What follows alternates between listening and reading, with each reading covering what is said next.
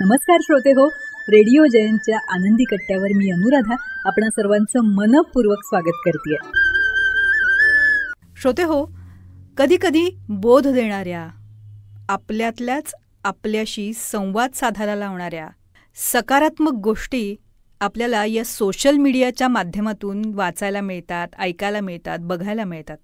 म्हणून social media हा सगळाच वाईट आहे असं म्हणता योग्य नाहीच. त्यातून आपल्याला काय उचलायचं आहे ही निरक्षीर वृत्ती आपल्यामध्ये हवी, एवढंच. तर श्रोते हो, डॉक्टर युगंधरा रणदिवे यांनी लिहिलेला एक अतिशय सुंदर प्रसंग वाचनात आला आणि आजच्या आनंदी कट्ट्यावर तुमच्यासोबत मी तो शेअर करते. आज सोसायटीच्या हॉलमध्ये गुरुपौर्णिमा साजरी करायला लेडीज स्पेशल जमल्या होत्या. साहजिकच देवांचे फोटो, समई, बॅनर सगळं तयार होतं. गुरुर ब्रह्मा गुरुर विष्णू म्हणत सुरुवात झाली. थोडीफार टिपिकल भाषणं झाली. आज सगळ्यात ज्येष्ठ अशा गोखले काकू प्रमुख पाहुण्या होत्या. त्या बोलणार होत्या. म्हणून सगळ्या सो कॉल्ड मॉडर्न मुली, बायका जरा चुळबुळतच होत्या. काकू उठल्या. बोलायला त्यांनी सुरुवात केली. म्हणाल्या, मी आज तुम्हाला माझ्या गुरूंबद्दल सांगणार आहे. माझं लग्न ना अगदी कांदेपोहे पद्धतीनं झालं.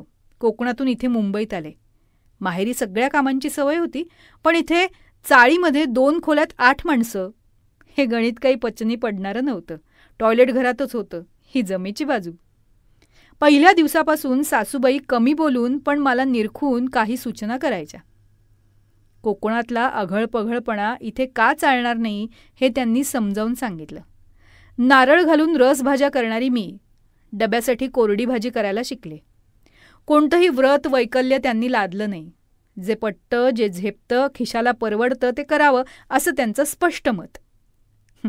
त्यांनीच मला BEd करायला लावलं. शाळेत नोकरी घ्यायला लावली. बाईनं स्वतःच्या पायावर उभं राहिलंच पाहिजे असं त्यांचं ठाम मत. माझ्या मिस्टरांना त्या स्वतःच मागे लागून नाटक सिनेमाची तिकीटं काढायला लावायच्या. त्या काळात सुद्धा आम्हाला क्वालिटी टाईम मिळावा हे त्या बघायच्या. माझे दीर वेगळे झाले. आम्ही दोघं, आमची 2 मुलं आणि सासूबाई असंच राहिलो. चाळीची रिडेव्हलपमेंट होणार म्हटल्यानंतर मीच धाय मोकलून रडले. पण त्या म्हणाल्या, अगं बदल हे होणारच, कशात गुंतून पडायचं नाही. 9वारीतून 5वारीत आणि मग पुढे चक्क गाऊनमध्ये माझ्या सासूबाईंचं स्थित्यंतर झालं. केससुद्धा स्वतःहून छोटे केले, मला त्रास नको म्हणून. जातानाही प्रसन्नपणे गेल्या. नाचुनेला म्हणाल्या, ही चांगली सासू होते की नाही, ती परीक्षा आता तूच घे हो. परिस्थितीचं भान ठेवा, काटकसर करा, पण सतत सर्वांची मनं मारून नाही. पैसा कमवा, पण पाय जमिनीवर ठेवा. काळानुसार बदला. जे बदल पचणार नाहीत त्याबद्दल मोकळेपणे बोला. ट्रान्सपरन्सी महत्त्वाची आहे. लोकांना हक्क दाखवत, धाक दाखवत बांधून ठेवू नका. प्रेमानं दुसऱ्यापर्यंत पूल बांधा. त्यानं त्याच पुलावरून तुमच्याकडे यायचं की नाही हे त्याला ठरवू द्या. आणि हो, एकाच वेळी तुम्ही सगळ्यांना खुश नाही ठेवू शकत. म्हणून स्वतः खुश होणं विसरू नका. नियमांवर जास्त बोट ठेवलं की वर्मावर लागतं. म्हणून आपल्या वागणुकीतून दुसऱ्याला आदर्श घालून द्या.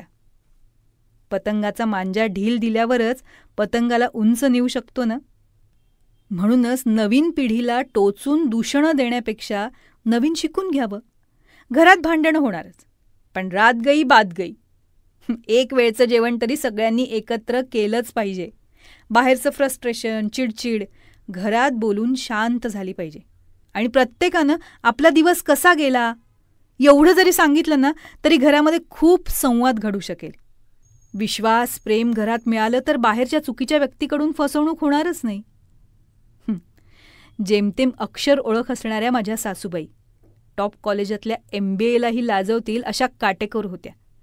माझ्या गुरु होत्या, माझी मैत्रीण होत्या. आज मुद्दाम हे सांगण्याचं कारण की गुरु म्हणजे कोणी फेमस व्यक्ती असण्याची गरज नसते. तिनं सतत बरोबर राहून हात धरून चालवायचीही गरज नसते.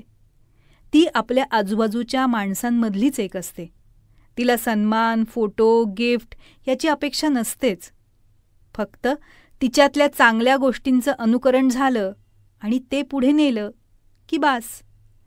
माझ्यातलं चांगलं माझ्या सुनेपर्यंत पोचवू शकले की माझ्या सासूबाईंना खरी गुरुदक्षिणा मिळेल. तुम्ही काही यातून घेतलं तर काही प्रमाणात आनंदाची शिंपडणी तुमच्याही घरात होईल. धन्यवाद. गोखले काकूंचं मनोगत संपलं.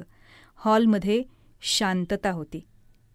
कारण एकमेकांच्या कागाळ्या करणाऱ्या, गॉसिप करत पराचा कावळा करणाऱ्या आणि खोटं फॉरवर्ड असल्याचे मुखवटे घालणाऱ्या आणि कुरघोडी करत राहणाऱ्या सगळ्यांसाठी गोखले काकूंचं हे बोलणं, हे मनोगत अंतर्मुख करणारं होतं हे नक्की.